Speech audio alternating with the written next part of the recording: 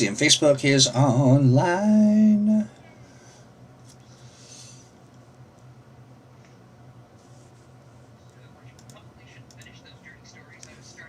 Oh no, shoot, you should. I don't think anybody will be mad. Except for, I don't know, do they have sensors, ratings sensors for people who are streaming, or is it just the Wild West?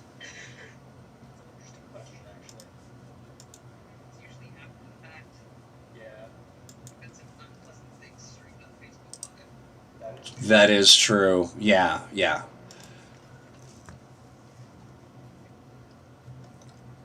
I'm seeing us. Hey, folks, do me a favor as we do our little pre-game fun. Tell me if you can hear us.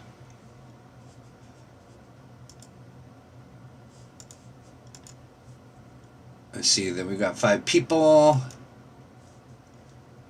Hey, Sean, can you hear us?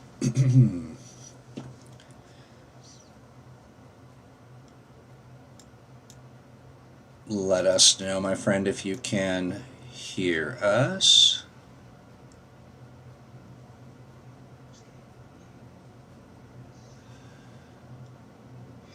And then, hear you I can. All right, let's say something, would you two? Something, you two. See, it's always the more clever answer. It's just the answer stolen from Burns and Allen. Right. Well, steal from the best, really. Give it a couple more seconds because I can see that you are making noise and...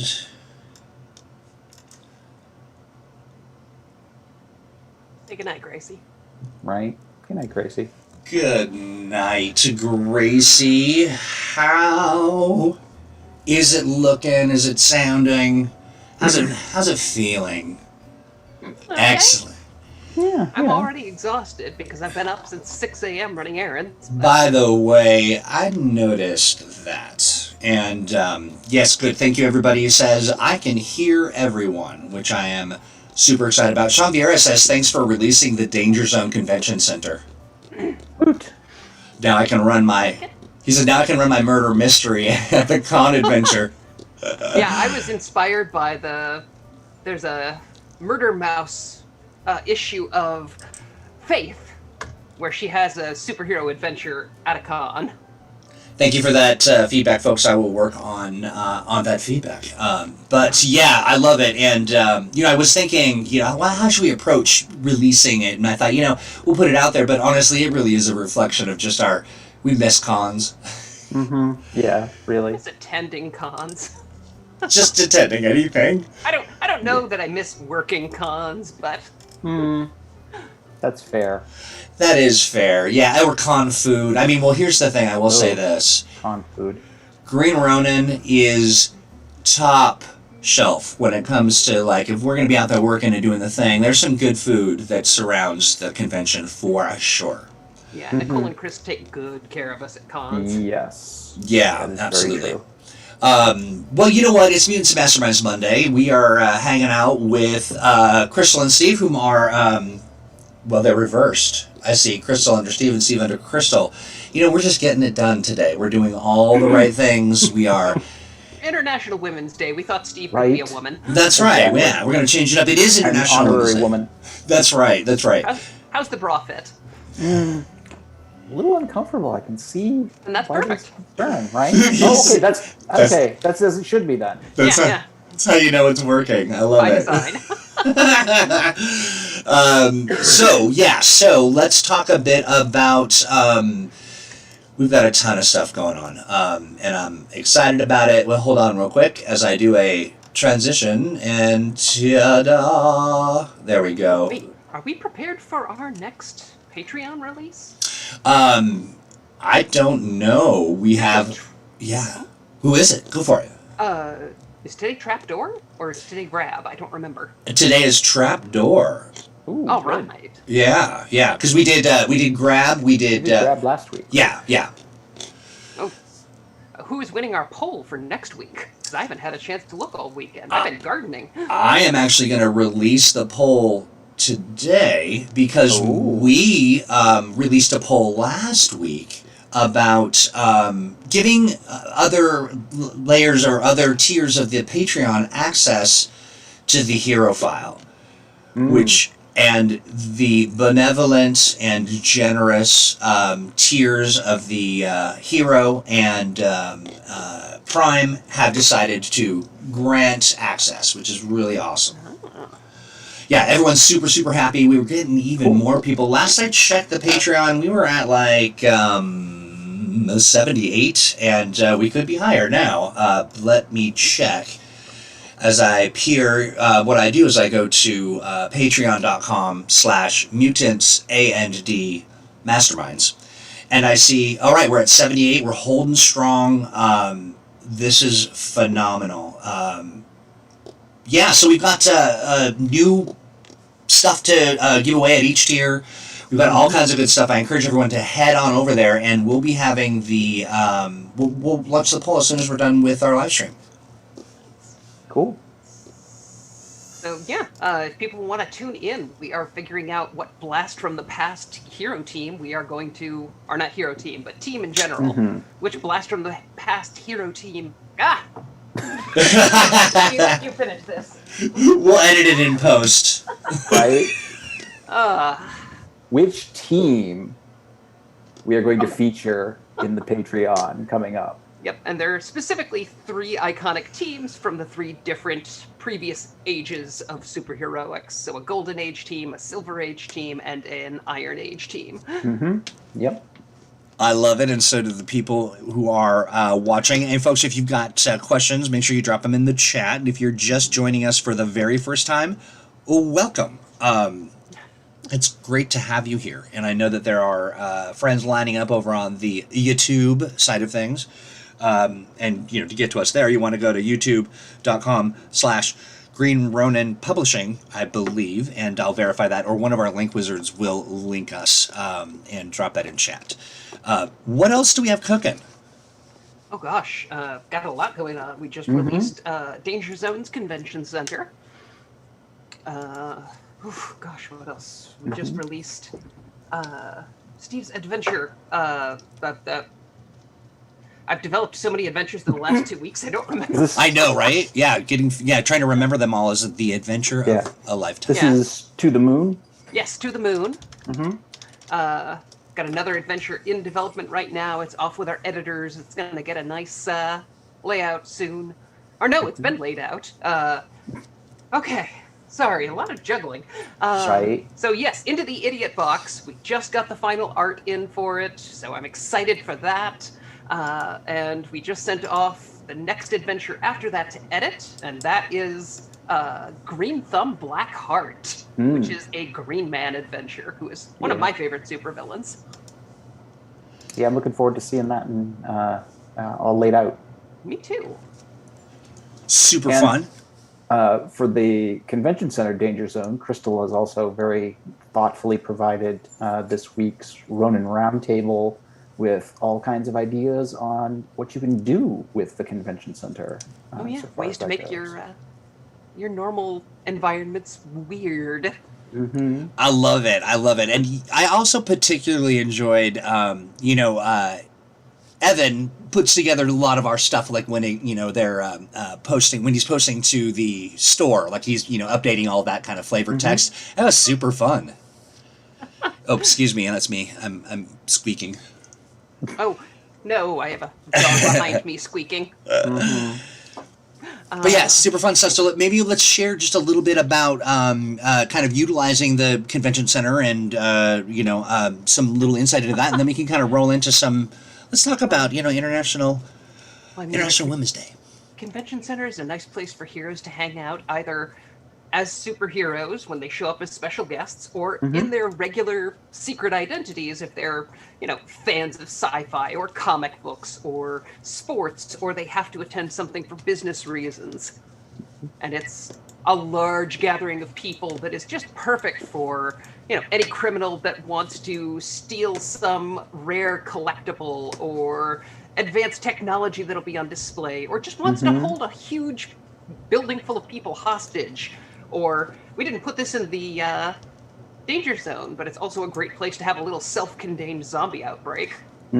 Oh, good. That's really good.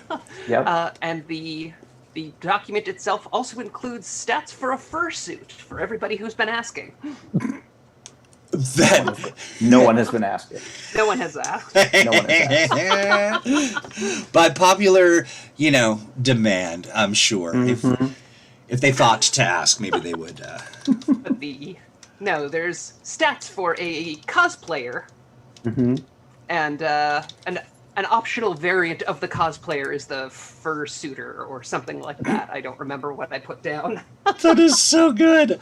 I love it. And so that's I love that also that it's a variation. And then do we know what's coming up next? For Danger Zones? Yeah. I do not. I don't Ops has either. the schedule for that. We got a big batch of Danger Zones recently to schedule, so I don't know what's coming up next. I will tell It's gonna be an you. exciting surprise. We're just gonna shake up a bunch of paper, little slips of paper, and we'll pull something out there. Maybe, I bet it's Lighthouse. Oh, that'd be fun. Yeah. It definitely could be fun. Oh, that is interesting. We'll have to dig into Lighthouse and how that is, how that can work. I want to say hello to Secret Gamer Girl. And we've got some friends hanging out over on the YouTubes. I just want to say hello to you and welcome. And so let's talk about it's interesting, Steve. You brought up something this morning that I think is really important for us, for you and I to atone for, and that is on a day like today, International Women's Day. It is. We should have dove into some planning and plotting and being thoughtful about. We should have brought a guest on. We should have done something, and so I both of us sort of lament that. And then I think, go ahead. I was going to say, I also didn't do any of the plotting. Part of International Women's Day is admitting women can screw up too. Well, and I think too, part of International Women's Day is to say, in your day-to-day, to be mindful and to think about what is the purpose of days like this, and how does that, how are you, moving through your life, just purposefully making sure that you're not falling into some tropes or reacting in a way that is just conditioning or something that is saying, that has no basis in sort of, and no place in our modern society. But yeah, so that's interesting to me. And Steve, I want to say as a much younger gay man, I look to you as a mentor. I'm really not that much younger, honestly, but you're sort of you are one of those people that I think also it infuses the work. You are very mindful about being, as I talk to you and give Crystal no time to speak. This is certainly not me lauding as far as that goes, but learning and knowing that sometimes it is time to shut up and sometimes it is time to do the work for Crystal so that she can focus on creating the great content, and then I can bring in a guest. Those are the kinds of things. It's the minutia of that, but the fun stuff is we've got a lot of really great female heroes and how they've been inspired.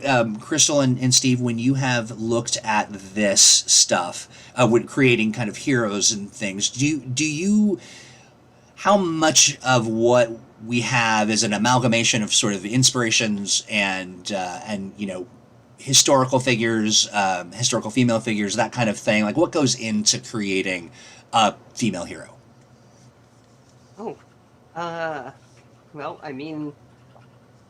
a lot of the same stuff that goes into making a male hero, I guess. The emphasis isn't necessarily on the gender 9 times out of 10, but just on creating a character who's got compelling reasons for what they do and interesting backstory or complications or powers. And you can create characters whose front and central issue is being a woman in a misogynist society and how that affects them, but if that's all you focus on with your female characters, it can get pretty repetitive and discouraging. So I think that's true.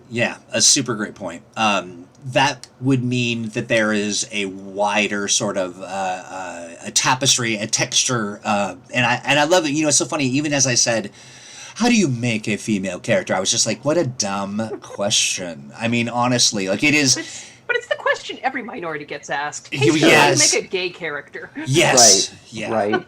That's true. That's true. And the one thing that is kind of the first step, these days is really overcoming the automatic defaults on characters. Of why does this character have to be male? Why does this character have to be straight? Why does this character have to be white?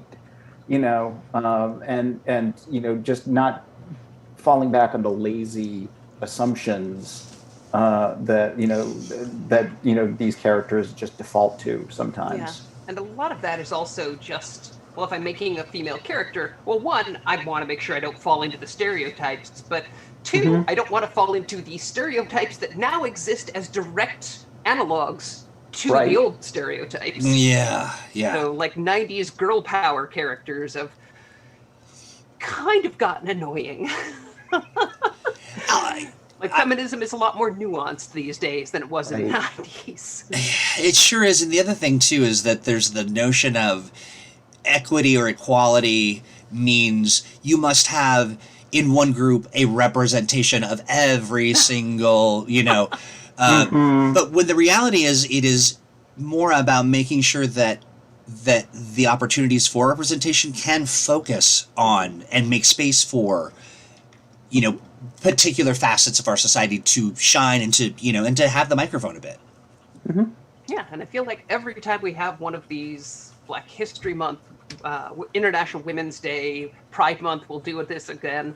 I mean, every time the subject comes up of, well, we have to have an example of everything, and it's less that you have to have an example of everything, it's more that you, like, as a modern consumer, I kind of want to know that there's a place for me in this universe, that I'm not going to be insulted at some point down the line if I become invested in this universe. Right.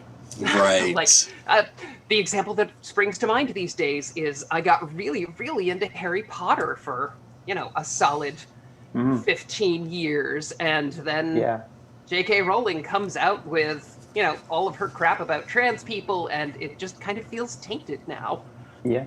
Same for me. Yeah. Same for me. And, this I think is an interesting sort of a turn inward and an evaluation of how do you, there's so many people when they're trying to maneuver through content, and there's so much content out there. When you're a content creator, whether it is somebody who has crossed through the membrane and they are mega billionaires and, living that life, or when they are somebody who is, maybe they're a part of a streaming group and there's somebody who has done something problematic or all of that stuff. How do you reconcile, and this is a big one, but the art and the artist? Like, I love the thing, how do I get away from it? But, like, for instance, go ahead. It's hard. It's really hard. I mean, part of it is how much damage does this creator, like, how much damage are they positioned to do? Like, if it's some random podcaster or streamer, I mean, if they've got a small audience and they're not really, if they don't have the money to back up whatever their agenda is, then supporting them's not a huge issue. If it's somebody who's got millions of dollars and is actively involved in politics on top of whatever else they do, it's a lot harder to reconcile. And at the other axis of that graph is how much of it was innocent ignorance that they just soak up from the zeitgeist versus, like, deliberate, willful cruelty. Right. Yeah. I'm sorry, I keep talking over you, Steve. No, it's fine. I mean, and there's also, the issue of,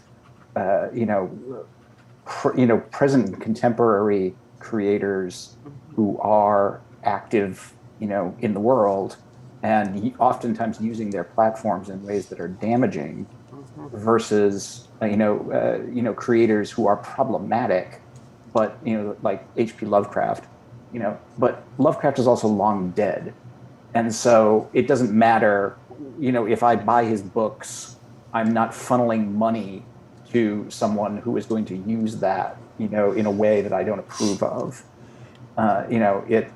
It's being aware of the problematic nature of Lovecraft as a creator, but I can still appreciate his work. Yep. Right. As far as that goes, I would be much more able to appreciate contemporary problematic creators' works better if I knew that they weren't actively causing harm. Very much so. Yeah, absolutely, and that definitely makes sense. And I do think too that there has been with Lovecraft, because of how, long dead, to recognize the problematic nature of the material, but then sort of reinvent it and sort of kind of redeem it through there are some concepts in there that are great, like that fear and that Cthulhu as the mythology and cultist and that whole thing. It's really rich, but adjusting it so that it's not so horribly racist. Yeah, there's a lot to be found in the idea of existential horror, where everything you do and everything you experience doesn't matter in the grand scheme of the cosmos. Yeah, absolutely. It was powerful, and then also the fight within that to maintain that it does matter, and that your actions can amount to something or whatever, or you can deal with the fact that you're going crazy. But yeah, so and this is interesting as well, because I think that there isn't a lot of space for a conversation about how we maneuver those waters and how we connect with people who have Crystal, as you said, sort of picked it up from the zeitgeist, and they're acting problematic, and they don't necessarily even know that they're doing that they're just acting based on what the conditioning is real. That's just we live in a society that kind of exists to teach you certain things about Black people, about women, about gay people. Yep. And it takes a while to unlearn that stuff. And it takes work. It does, and some of that is unspoken, and so that's even more more insidious. But and when we talk about oftentimes when we get together and we chat, our work is at the intersection of social causes, entertainment, all of those things, and a few other sort of intersectional topics. And so that's why, and I think that if there's somebody out there that's like, oh God, why do I have to hear this? You have to hear this because we're working through it too. Yeah, believe me, I would love to just do a goofy little podcast about superheroes and comic books and never touch on social issues, but I've got this personal morality system that says if you have power or reach, then you need to use it to try and help people who don't. Absolutely. Really, no one is more tired of hearing about marginalized people's issues than the marginalized. Yes. Yeah, absolutely. There's a joke in the trans community, because there's the International Day of Remembrance for trans people who have died. There's the Day of Transgender Awareness, and a bunch of us are arguing that what we need is the National Day of Leaving Trans People the fuck alone. Yeah. Right. I do love that. Yeah. I will say, as a member of the white cis male part or gay part of that equation, we love it. We would support a just don't be an asshole day. Yep. Yeah, right. Indeed. One of the best insights I saw about International Women's Day was basically celebrate International Women's Day, find a professional woman and pay her.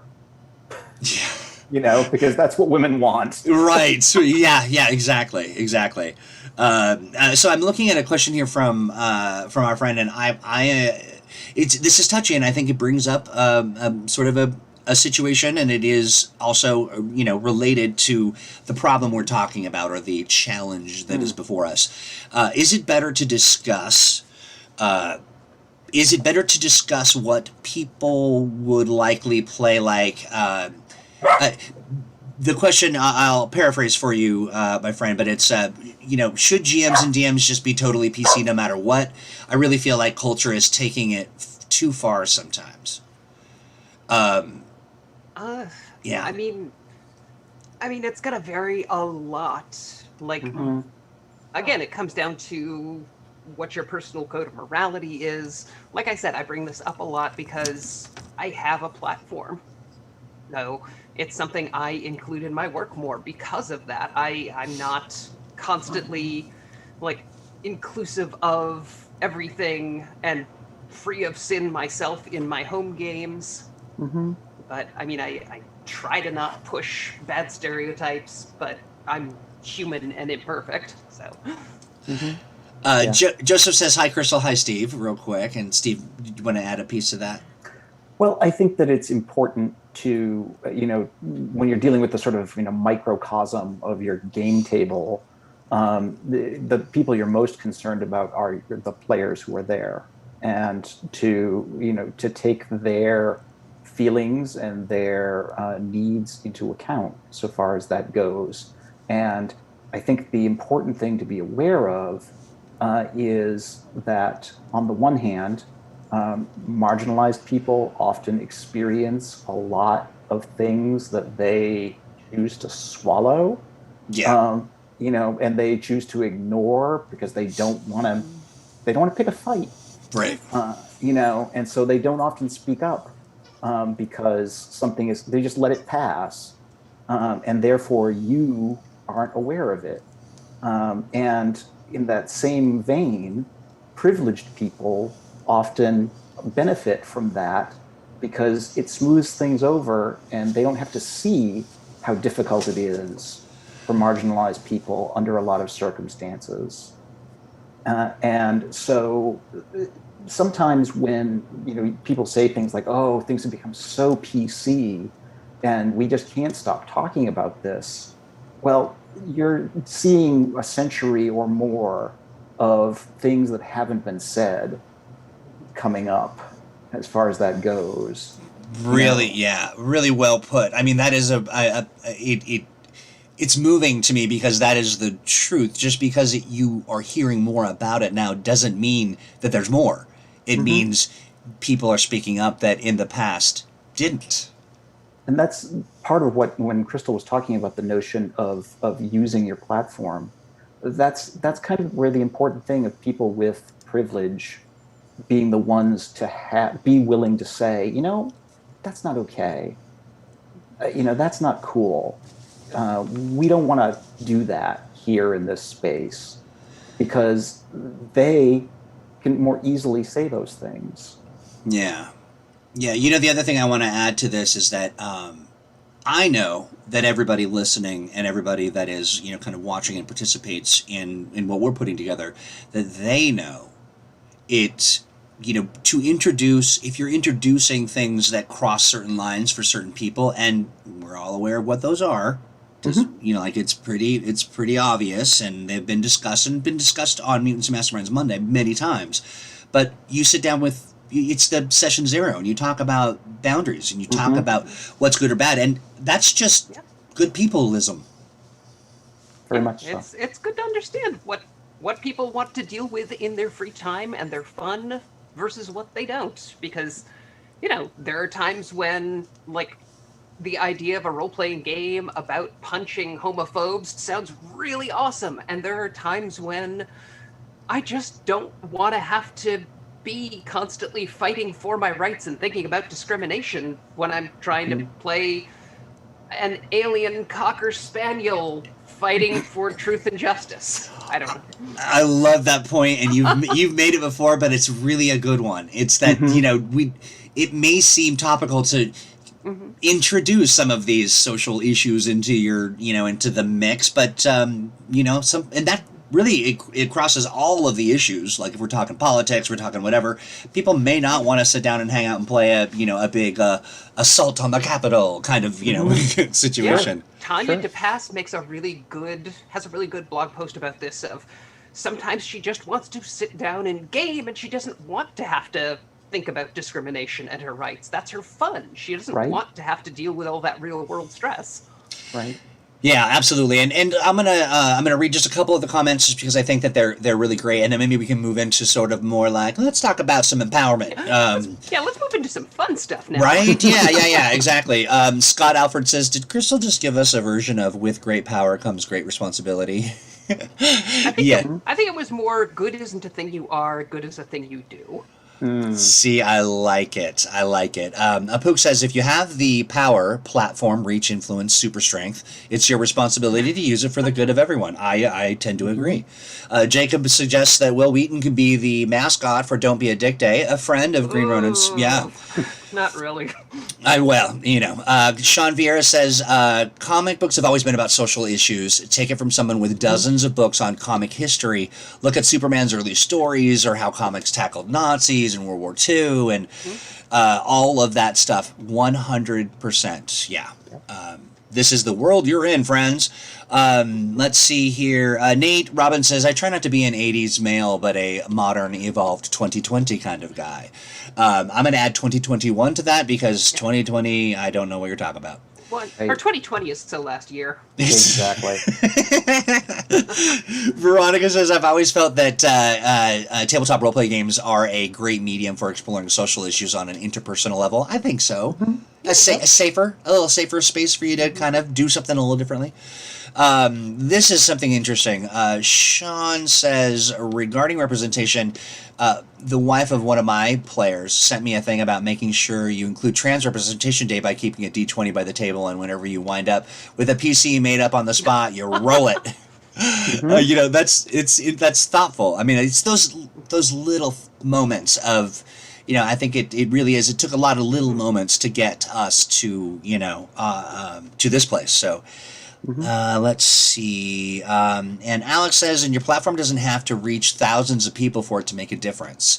If everyone works on it, we'll all get to live in a better society. Yeah, I sometimes think the smaller stuff is maybe even a little bit more important. I mean, those micro good deeds. You're welcome. Optimistic Chad. This is great. I want to actually take a picture of this. Optimistic Chad says, good peopleism. I like it. Well, my friend, you may have that as a gift from me. No charge. Let's talk about some fun stuff. Yay!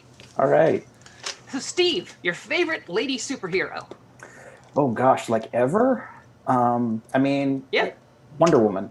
All right, yeah, that's a good Wonder answer. Woman is just such a classic. I am a child of the original Linda Carter Wonder Woman series. Oh yeah. Mm-hmm. So formative. I have never seen it. Still. Really? Oh. I was just the wrong age for it, and I had a child. I should have been the right age for it when I was like 4 or 5, 6 years old. But I had a childhood trauma involving a live-action movie, and I refused to watch anything but cartoons until I was like 8 years old. You're it. I'm still that guy. Let's see. Oh, is non-toxic a female character or? Non-toxic? It's the way that Nate clarified that for me, but Nate says She-Hulk. Yes, Wow. She-Hulk is absolutely one of my favorites. One of my favorites. Big time. I might be my favorite. I have to bite my lip with at least one thing, but I can say that She-Hulk, I discovered She-Hulk like at a very vulnerable time in my life, and having this woman to look up to who was like 6.5 feet tall and funny and sarcastic and still strong and broad-shouldered, that really helped me kind of accept, even after my growth spurt, that I could still be lovable. Mm-hmm. Yeah. I ended up, those who've only seen me online, I am a very tall woman. It's true.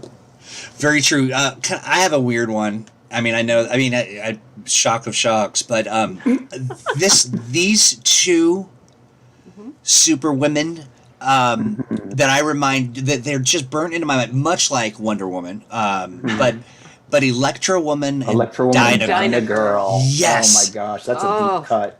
Wow. Isn't that a deep cut? Oh yeah. Yes. I mean, like they've had that wrist thing, and they're like boo boo boo boo boo boo. Like they're doing some stuff, and I don't know if it would hold up. Because I can tell you it doesn't.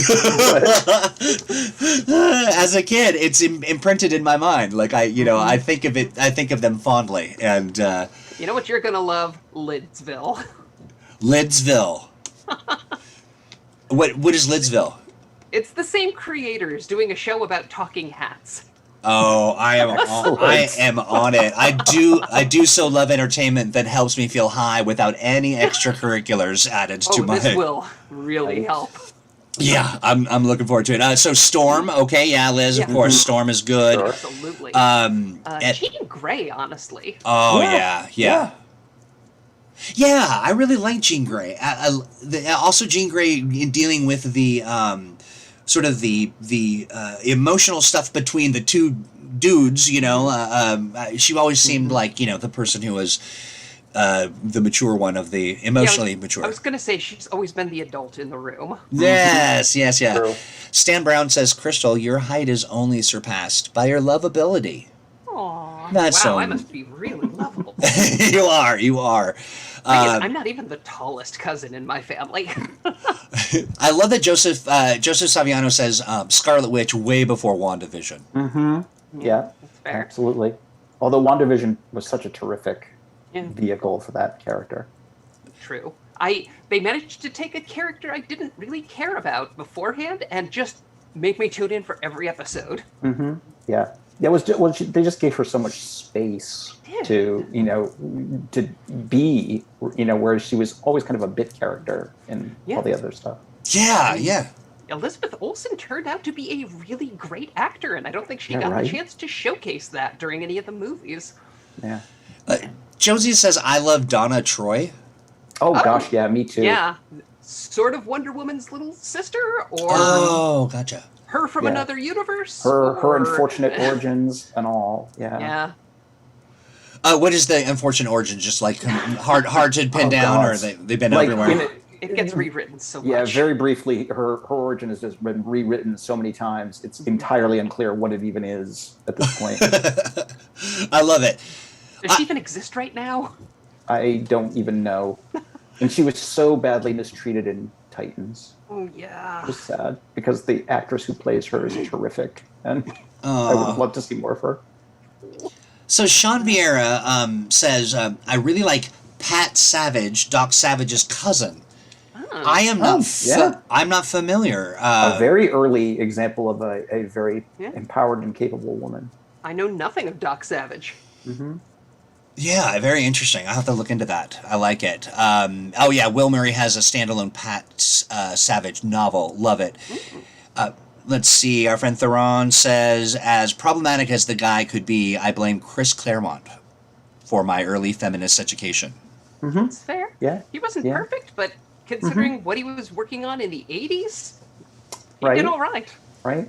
Rumor has it apocryphally that Claremont had a sign next to his desk that said, "Why can't it be a woman?"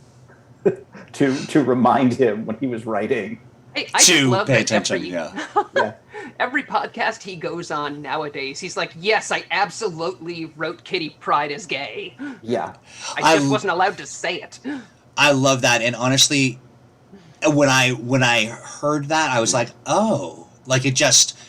I was like that. The light bulb went off. Like it definitely, it definitely did. Veronica brings up Squirrel Girl gets mentioned quite a bit on our terrific character. Yeah, absolutely. I will definitely say I have really enjoyed the heck out of Ms. Marvel.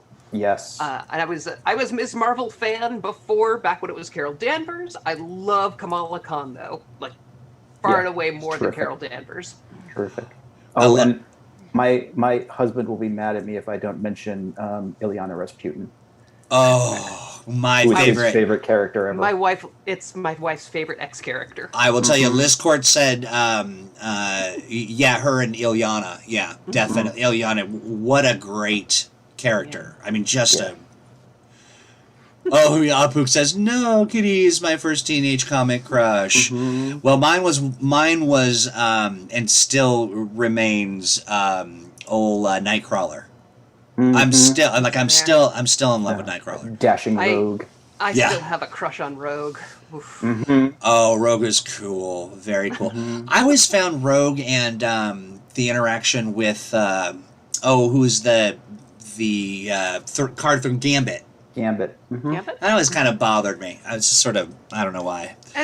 it's very different in the comics versus the animated series. Mm, So Yeah, it's a yeah. lot more consensual in the comics. yeah.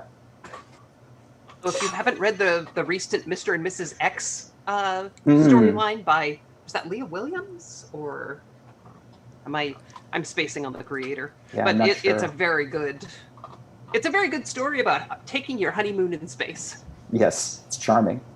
Well, David Body brings something up. When I was a kid, I was always aggravated about how they tortured Wolfsbane from New Mutants. Yeah, I didn't like that Mhm. either. Poor thing. Yeah. Yeah, absolutely. Yeah, Rain was Oh. phenomenal. Another character I really enjoyed. Yep. Actually, Yeah, one of the things.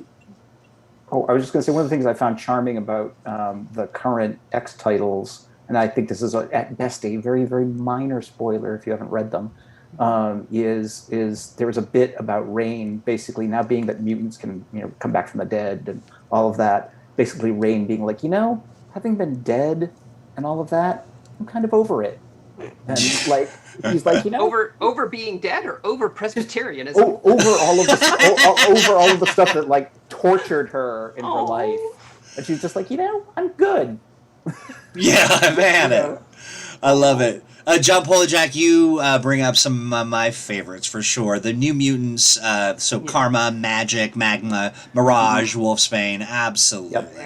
Yeah, and I mean, for all the faults the new movie has, they handled Danielle and Wolfsbane really well. Yeah, I thought so too. Hey, Rick Bullard, I want to say hello to you. I don't want you to feel like we are ignoring you, but Rick says over on the YouTubes, Susan Richards, of course, Jean Grey, in that in the Byrne Claremont run. I can't believe I didn't bring this up, but I love Faith in the Valiant books. Yeah, I mean, terrific character. For a setting that's so focused on being grim and serious, Faith is such a refreshing take on the universe. And I don't know if you're familiar with any of her villains, but they include a guy in a Danger Mouse cosplay and a psychic cat. I love it. That could be my persona, yeah. And what was that? Oh, and basically their version of Chris Hemsworth, except he doesn't want to play heroes anymore. He wants to be evil. All right. I like the sound of that, too. Let's see. Rainbow Sky Game Proud says over on YouTube, who's your favorite gay superhero? Oh, gosh. I mean, I don't know if they qualify as heroes, but Harley Quinn and Poison Ivy.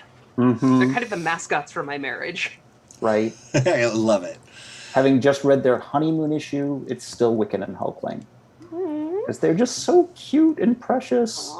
I love you are a fan of that pairing. You really are. I love it. I think that my favorite for when I first heard of I was just like, what, a gay hero? What? I mean, what? What was North Star? And then I had sort of a shock to my system when Iceman came out, and I was just like, "Come on, that was so obvious back in the '90s." Just so somebody just posted like a page from an X-Men issue from the '90s where I was like, "Oh my god!" Like they could not be saying it any louder. That is funny. Do they? I mean, given that we're all kind of nerds in this regard, but I haven't heard a lot about this. Is there sort of internal discussion about, we're going to present these people as gay but not talk about it, or does it just naturally occur? Well, I mean, for the longest time, and it's still only sort of discussed theoretically, but for the longest time, Marvel had an unofficial rule that there were no gay characters. That it was quiet editorial policy that you could hint at it if you wanted to, and some writers subversively did. But you absolutely could not make a character out as gay. Yeah. I think people forget just how recent that gay people have been allowed to exist. That's right. That's right. Yeah. Yeah, and it is, for those of us among you that may not be, as the Gen Xers, if you will. There was a time when you just like people would actually say, "Oh, I love you, but if you just could you just not talk about or not be or not, Have you but tried not being gay? that's right. That's right. And yes, and failure rate for me 100%. Rick Bullard says Midnighter and Apollo from The Authority. Oh yeah, one of the Yep. earliest, like in your face about it, gay couples. Yep. Veronica asks, let's see. Veronica asks, has anyone read Alters? I thought that the story was pretty derivative of the X-Men, but the lead character is a trans woman, and I thought that they handled that part of the story really well. I've read the first trade, and it's fine. Yeah. I don't know where the story goes after that. I love Liz Court said, this is another t-shirt worthy moment. Yes, we tried not being gay. It didn't take. It was just a phase. It was just a phase. We need a shirt for that with Johnny Rocket on it. Mm-hmm. Yes, I tried not being Yes, gay. I tried. Yes, I tried. I love it. Lasted 0.0001 seconds. Piper from the Flash comic. Okay, I wasn't aware. Yeah, Jonesy ads. Yeah. I dig it. Hi, the Piper. villain Piper, not a character named Piper. Yes. Oh, I didn't even know he Right. was Pied gay. Piper from the 1990s Wally West Flash series. Yeah. Yes, yeah, indeed. That's right. Oh, really? The Beyonder. The interesting. Nate Robbins brings up that in Secret Wars 2, the Beyonder tried both genders. True. Huh. All Yeah. right. I don't know if cosmic beings that don't even possess physical forms really count. Yeah, I remember Spider-Man had to teach the Beyonder to poop, so I'm not sure how to read that one. Right. Exactly. I love it.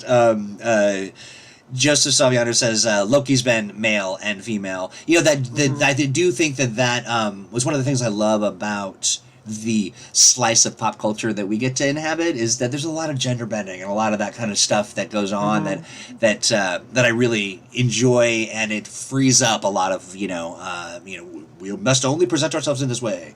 Let's see. The mythical Loki was very everything.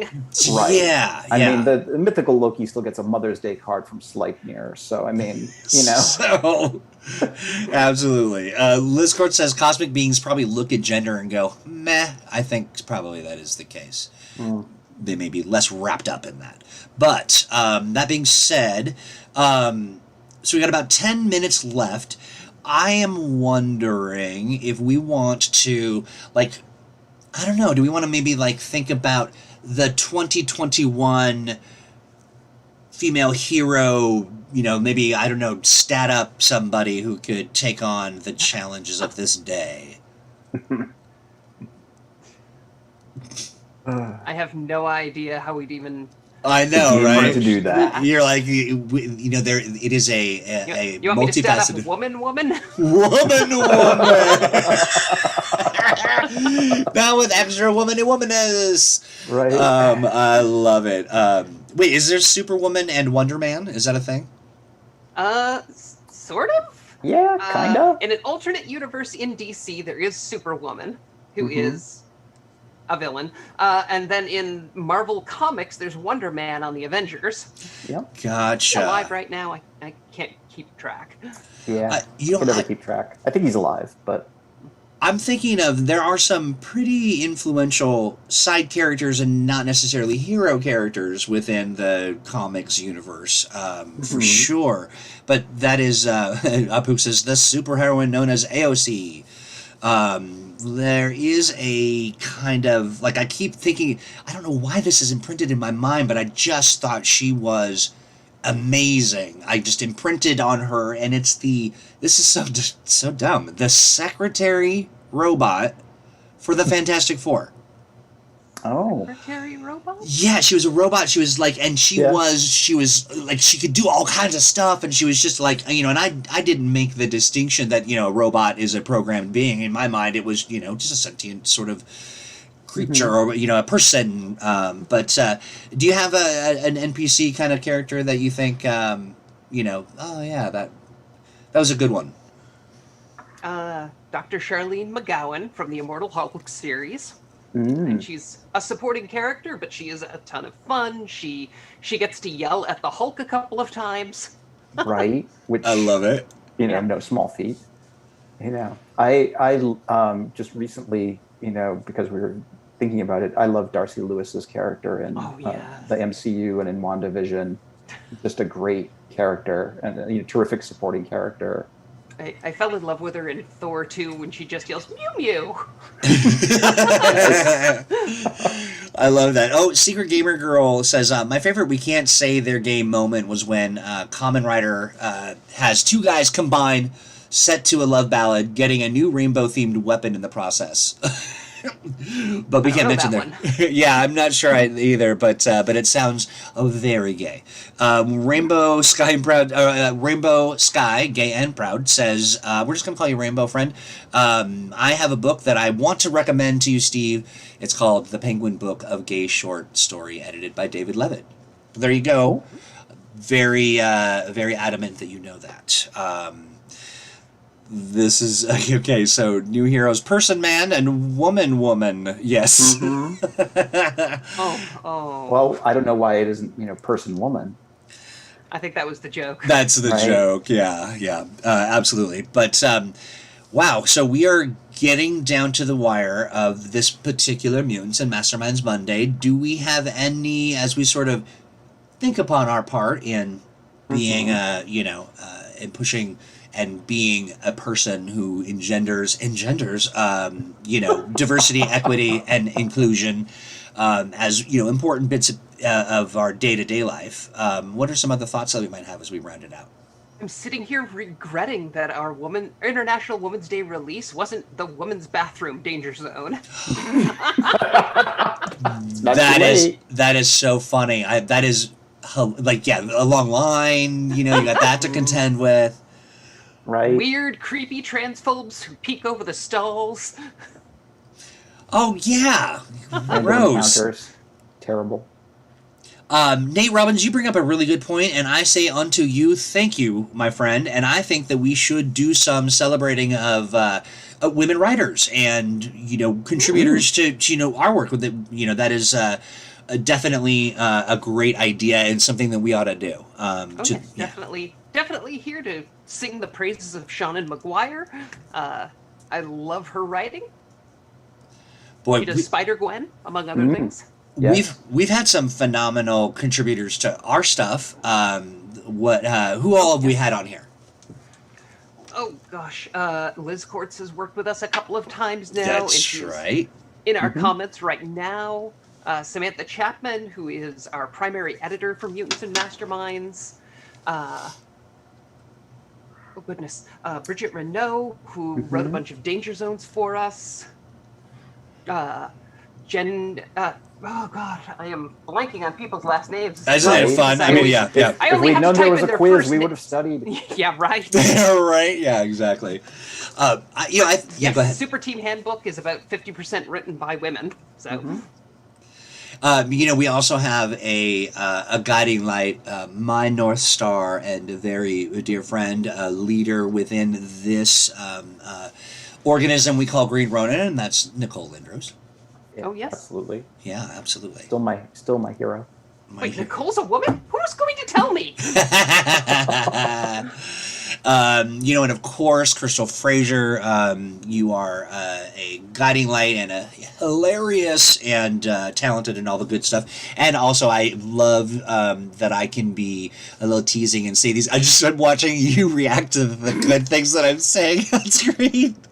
I shouldn't laugh because it's not funny, but it is kind of funny. But none of it, I mean, all this being said, is it's all very heartfelt. And I know that there are several people who agree with me, but I will not ask them to say as much. Let's see. Yeah, so we are nearing... I know there was a question. Here's a problem. I mean, it's not really a problem. It is... the nature of our job. The Shawns have congealed. They have come together, and they're working against us at every step not really working against us, but Trained by the Seans we trusted most. I know. I mean, like it's so funny because the shocking reveal. the shocking reveal. Oh my God! It was Sean's all along. Dun dun dun. Sean, do me a favor and post that you posted. The comments cut off when we just have so many people talking, and it's exciting. But yeah, so the Seans have gathered their Seanness together in one Sean pile, and they I remember what it is. They wanted me to convey that both of the Seans would like a "Where Are They Now" for the Scion family.